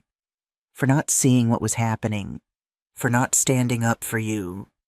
For letting Elizabeth treat you like a servant, I finished for him.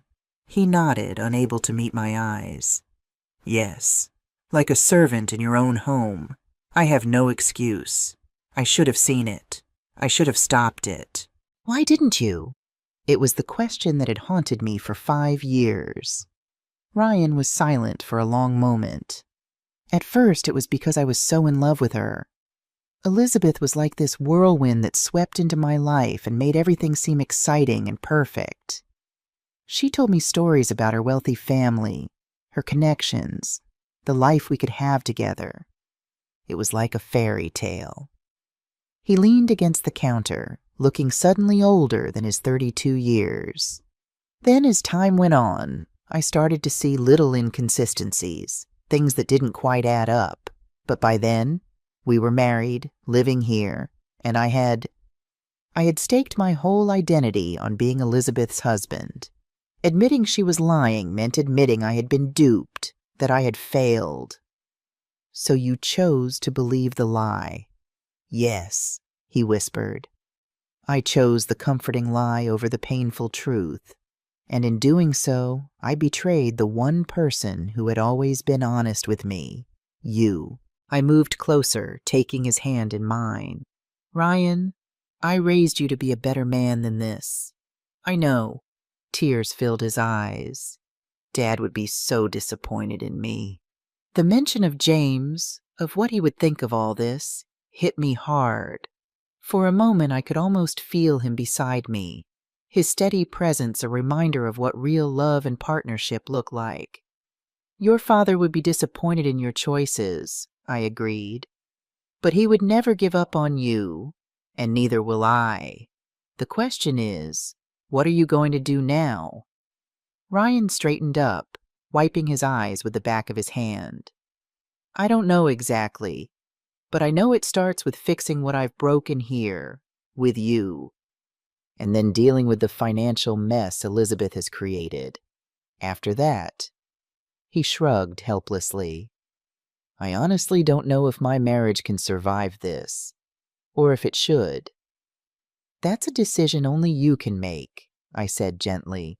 But whatever you decide, this house will always be your home. Not Elizabeth's, not both of yours. Yours. The son I raised, the man your father would be proud of.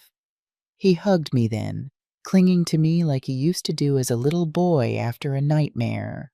And for the first time in years, I felt like I truly had my son back. As we rejoined the others in the living room, Mason was addressing the group. I think we need to be clear about what happens next. Elizabeth has broken trust with this family in fundamental ways. There need to be consequences, but also a path forward if she's willing to take responsibility. Jessica nodded. We've drafted a family agreement. First, all loans are formally documented and a repayment schedule established. Second, Elizabeth agrees to financial counseling and therapy. Third, she makes a full disclosure of all debts, accounts, and financial transactions to Ryan and to us. And if she refuses? Someone asked. Then we proceed with legal remedies, Nathan replied firmly. Identity theft, fraud, misrepresentation. These aren't just family matters, they're potentially criminal issues. The group murmured in agreement. It was harsh but fair, a chance for Elizabeth to make amends while still holding her accountable for her actions. Ryan looked at me uncertainly. Do you think she'll agree to this? I don't know, I admitted. Elizabeth has spent years avoiding consequences. This would mean facing them head on, possibly for the first time in her life. As if on cue, we heard footsteps on the stairs. Everyone fell silent as Elizabeth appeared in the doorway.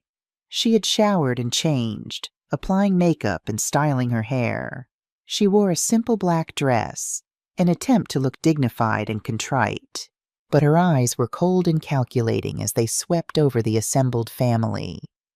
I understand you've all been discussing me, she said, her voice artificially calm. Don't you think I should be included in conversations about my own future? We tried to include you, Jessica replied. You locked yourself in a bedroom and refused to come out. I needed time to think, Elizabeth countered smoothly. This has all been very unexpected. Mason stood, his imposing figure drawing all eyes. Elizabeth, we've prepared a family agreement outlining the steps you need to take to begin making amends. Are you willing to hear the terms? She hesitated, then nodded, settling gracefully into an armchair. As Jessica read through the document, Elizabeth's expression remained neutral, almost bored. When the reading was finished, she smiled thinly. I see. And if I agree to these terms, everything goes back to normal? All is forgiven? Not exactly, Mason replied. Trust takes time to rebuild. This agreement is just the beginning of that process. Elizabeth's smile faded. She looked around the room, assessing the faces of her family members, searching for a sympathetic ally. Finding none, she turned to Ryan. Darling, surely you don't support this. This intervention? You know me. You know I would never intentionally hurt anyone. Ryan's face hardened. I thought I knew you, Elizabeth, but the woman I married wouldn't have opened credit cards in my name without telling me. She wouldn't have lied about her income or her past. She wouldn't have treated my mother like a servant for 5 years. Your mother has always been difficult, Elizabeth snapped, her mask of contrition slipping. She's been jealous of our relationship from the beginning. Can't you see she's manipulating all of you? The room grew tense. All eyes turned to me, waiting for an angry response. But I remained calm, smiling slightly at Elizabeth's predictable tactics. That's interesting, I said quietly, because I have emails where you tell your friends how easy I am to manipulate, how you convinced me to cook for your parties by appealing to my maternal instincts, how you planned to eventually persuade me to move to a retirement home so you could have my house to yourself. Elizabeth's face drained of color. You read my emails? No, I replied truthfully. You left your laptop open one day while you were shopping. The emails were right there on the screen. I simply took photos with my phone. For the first time, Elizabeth seemed genuinely caught off guard. She had underestimated me, the quiet, seemingly docile old woman she had dismissed as irrelevant. So, Mason interrupted, will you sign the agreement, Elizabeth? Or do we need to pursue more formal channels? Elizabeth's eyes darted around the room, calculating her options. Finally, she stood, smoothing her dress with practiced poise. I need time to review the document with my own attorney. This is all very one-sided, and I have my own perspective on these events. Of course you do, Jessica said dryly. You have 3 days to consult your attorney. After that, we proceed with or without your cooperation. With a final glare in my direction, Elizabeth turned and swept out of the room, her heels clicking on the hardwood floors as she ascended the stairs once more. The tension broke as soon as she left. Several people exhaled audibly. Others shook their heads in disbelief. She's still in denial, Jessica murmured. Even with all the evidence, all the witnesses, she still thinks she can talk her way out of this. That's because it's always worked before, Nathan observed. Elizabeth has spent her entire life escaping consequences through charm and manipulation. This is the first time she's faced a united front. As the evening wore on, the family began to disperse. Some had hotel reservations nearby. Others decided to drive home rather than stay for the uncomfortable Christmas day that loomed ahead. By midnight, only Mason, Jessica, Ryan, Elizabeth, and I remained in the house. As I prepared for bed in my own room, the room that had been my prison and refuge for 5 years, I felt a strange mixture of emotions. Triumph, yes, but also sadness for the pain my son was experiencing, and even a touch of pity for Elizabeth. What kind of emptiness must exist inside a person who would build their entire life on illusions? There was a soft knock at my door. I opened it to find Ryan standing there, looking exhausted but determined. "Mom, there's something I need to tell you. Elizabeth and I will be moving out tomorrow. I've booked a hotel for the next week while I figure out more permanent arrangements." "You don't have to leave, Ryan. This is your home too." He shook his head. "No, I need to do this. For both of us. You deserve to have your house back, completely yours, not shared with the people who disrespected it. And I need to stand on my own 2 feet for once. Face the consequences of my choices without dragging you into them." I nodded, understanding. This was part of his growth, his redemption. "What about Elizabeth? Do you think she'll sign the agreement?" Ryan sighed heavily. "I honestly don't know. Right now she's threatening to contest everything, claim coercion, even suggest that you've been stealing from us. That doesn't surprise me. But," he continued, "she's also running out of options. Her family isn't backing down. The credit card companies are already investigating the fraudulent accounts. And," he hesitated. "And what?" "And I've told her I want a separation, possibly a divorce depending on how she handles this situation." The words hung in the air between us. I could see the pain in my son's eyes, but also a newfound resolve that reminded me so much of his father. "I'm sorry it's come to this," I said, meaning it. Despite everything, I had never wanted my son to experience the pain of a failed marriage. "I'm not," Ryan replied firmly. "For the first time in years, I feel like I'm making decisions based on truth, not illusions. It hurts, but it's real. And after living in Elizabeth's fantasy world for so long, real feels necessary." I hugged him goodnight, my heart full of pride for the man he was becoming, even through this difficult time. As I closed my door, I looked around my bedroom, the only space that had remained truly mine during Elizabeth's reign. Tomorrow, the whole house would be mine again. A fresh start, a new chapter. I slept deeply that night. For the first time in 5 years, I slept with the smile of someone who knows that justice, even when it's late, always arrives. Christmas morning dawned clear and cold, sunlight streaming through my bedroom windows.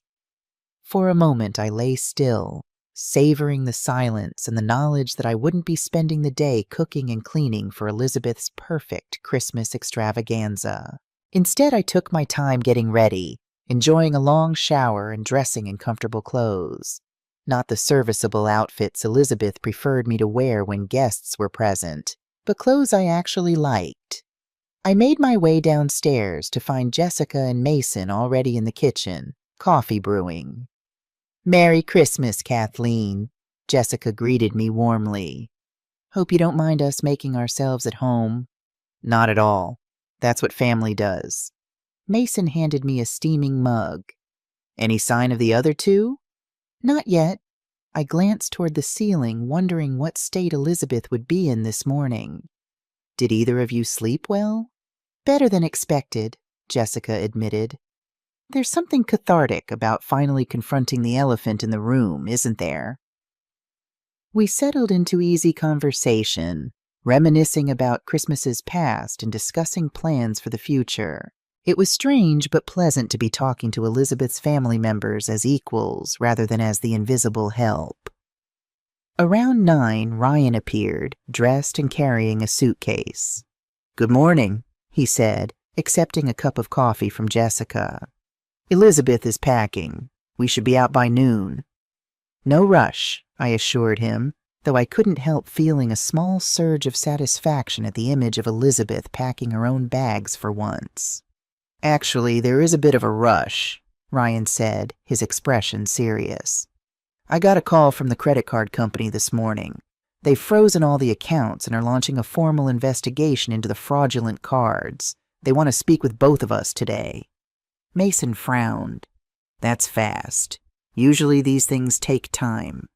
Apparently, the amount involved and the pattern of behavior triggered some red flags. Plus, it's not the first time Elizabeth's name has been associated with this kind of activity. Jessica and Mason exchanged glances. "What do you mean?" Jessica asked. Ryan sighed.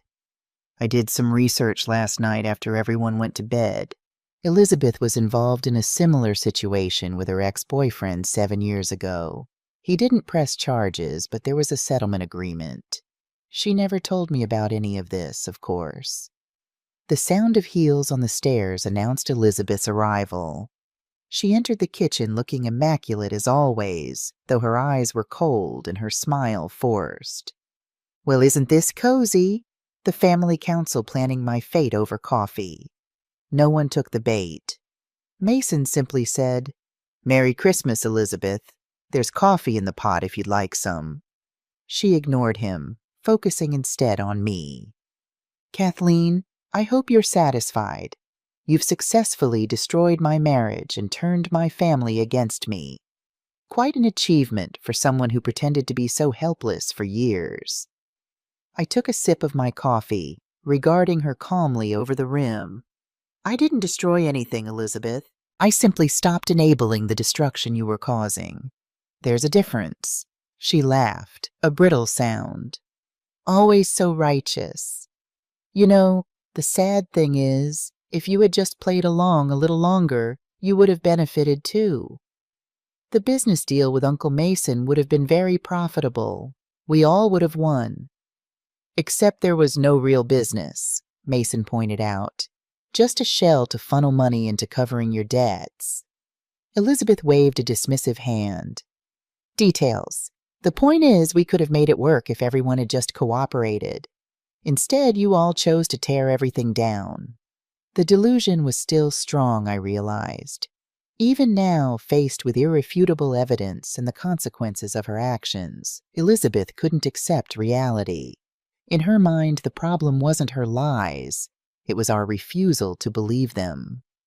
Ryan stepped forward, placing his suitcase by the door. "The car will be here in an hour. Do you need help with the rest of your things?"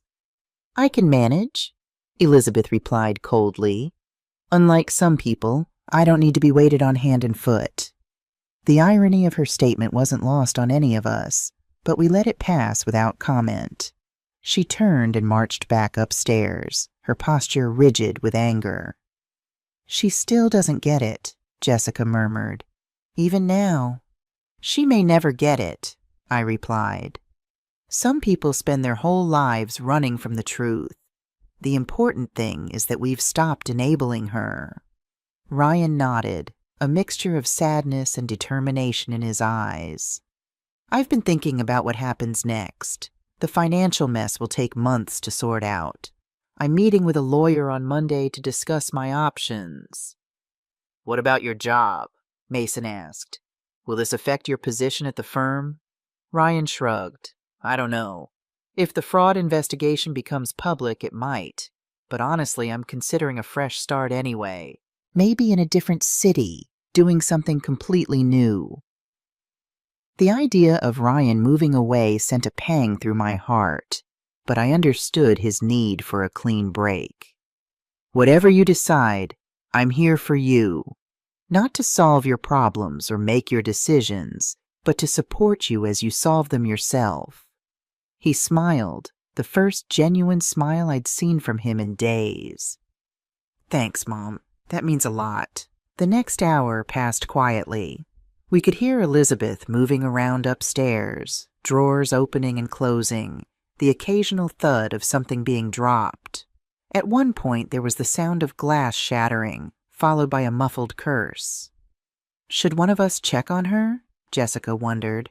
"No," Ryan said firmly. "She's an adult. If she needs help, she can ask for it." Right on schedule, a car service arrived outside. Ryan went upstairs to inform Elizabeth, and minutes later, they came down together. Elizabeth carried 2 designer suitcases, her face a mask of cold dignity. She paused at the door, surveying the kitchen as if memorizing it for the last time. Then, without a word of goodbye, she walked out to the waiting car. Ryan lingered, hugging me tightly. "I'll call you later," he promised. "And I'll be by in a few days to get the rest of my things, if that's okay." "Of course." This will always be your home, Ryan." After they left, a strange peace settled over the house.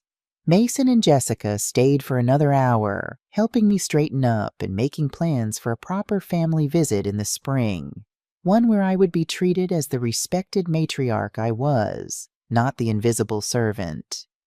"You know," Jessica said as they prepared to leave, "in a twisted way, this whole debacle might have been the best thing for our family. We've been so disconnected, everyone living in their own little bubbles, accepting Elizabeth's version of reality without question. This forced us to look at the truth and reconnect with each other. Sometimes it takes a crisis to bring clarity," I agreed. "And despite everything, I'm grateful to finally know the real members of your family, not just the caricatures Elizabeth presented." After they left, I stood in my empty house, savoring the silence. No demands, no criticism, no walking on eggshells. Just me, in my own space, free to live as I pleased. It was both exhilarating and a little overwhelming. I spent the rest of Christmas Day doing exactly as I wished. I read a book I'd been wanting to start for months. I called old friends I had neglected during Elizabeth's reign. I took a long nap in the middle of the afternoon, simply because I could. Small pleasures that felt like enormous luxuries after years of constant service. The days that followed brought rapid changes. Ryan filed for separation, citing fraud and irreconcilable differences. Elizabeth moved in with a friend, maintaining to anyone who would listen that she was the victim of a family conspiracy. The credit card companies continued their investigation, freezing additional accounts as they uncovered the extent of the fraud. 1 week after Christmas, Robert came by with final paperwork for me to sign, documents that would permanently protect my assets and establish clear boundaries for the future. "Have you heard from Ryan?" he asked as we finished the paperwork. "Every day," I said, smiling. "He's found a small apartment nearby. He's seeing a therapist to process everything that's happened, and he's even talking about going back to school, finishing the master's degree he abandoned when he married Elizabeth." "And Elizabeth?" My smile faded. "Still in denial. She's refusing to sign the family agreement. She's telling people I manipulated everyone against her out of jealousy. Ryan says she's even tried to access their joint accounts, not realizing they've all been frozen." Robert nodded thoughtfully. "Some people never accept responsibility. They spend their whole lives blaming others for the consequences of their own actions." "I know, but that's not my problem anymore. I've done what I needed to do to protect myself and my son. Elizabeth's journey is her own now. As January unfolded, I began to rebuild my life. I reconnected with old friends, joined a book club at the local library, even started volunteering at a community garden. Small steps toward reclaiming the vibrant woman I had been before Elizabeth reduced me to a servant in my own home. Ryan visited regularly, sometimes for dinner, sometimes just to sit and talk. Our relationship was healing, transforming into something new, a genuine friendship between adults who respected each other, not the dysfunctional dynamic that Elizabeth had fostered. One evening in late January, as we sat on the porch watching the sunset, Ryan asked, "Do you ever regret how things turned out? I mean, it all happened so dramatically, so publicly." I considered the question carefully. I regret that it had to come to that point. I regret that I didn't stand up for myself sooner. But the outcome? No, I don't regret that at all. Sometimes the truth needs to be dramatic to be heard. He nodded, understanding. "I filed the divorce papers today," he said quietly. "Elizabeth contested, of course. Says she'll only agree if I pay off all her debts and give her half the value of this house." I laughed softly. "Even now, still trying to get her hands on my house." I told her it wasn't mine to give, that the house belongs to you, now and always. He paused, looking out at the pink-streaked sky. "You know what she said? Your mother won't live forever," as if she's still counting on inheriting it someday. Well, she's right about one thing. I won't live forever. But thanks to Robert and our legal precautions, this house will go exactly where I want it to go. To you, protected by a trust that ensures it can never be sold to pay off someone else's shopping sprees. Ryan reached over and squeezed my hand. Thank you, Mom. Not just for the house, but for showing me what real strength looks like. I spent years thinking Elizabeth was the strong one, so confident, so certain, so in control. But now I see that her type of strength was all illusion. Real strength is what you showed. Quiet, patient, but absolutely unbreakable when it matters. His words warmed me more than any inheritance or legal victory could. My son had learned the lesson I had most wanted to teach him, that true worth comes from character, not appearance, from integrity, not illusion, from respect, not domination. In the months that followed, life settled into a new normal. Ryan's divorce proceeded, messy but inevitable. Elizabeth eventually signed a modified version of the family agreement, though only after the credit card companies threatened legal action. She moved to another state, reportedly already engaged to a wealthy businessman who saw her as the perfect trophy wife. I wished him luck. He would need it. Mason and Jessica kept in touch, calling regularly and visiting when they could. They became the family I had always wanted, but never had through Elizabeth. Honest, respectful, genuinely caring. As for me, I reclaimed my house, my dignity, my identity. I painted the kitchen yellow, a color Elizabeth had deemed common. I hosted dinner parties where I sat at the table as a guest, hiring caterers to do the work. I traveled, taking the vacations I had postponed for years while serving as Elizabeth's unpaid staff. And every time I turned the key in my front door, I savored the knowledge that I was entering my sanctuary, my kingdom, my hard-earned reward for a lifetime of work. No one could take it from me. No one could diminish me within its walls. I was Kathleen Murphy, not just Ryan's mother, or Elizabeth's mother-in-law, or the old lady who cooks and cleans. I was myself, complete and whole, stronger for having been broken and rebuilt. Some might call what I did revenge. I prefer to call it justice, the natural consequence of years of disrespect and manipulation. Elizabeth created a house of cards, and all I did was refuse to continue holding it up. The collapse was inevitable. I simply chose the time and place.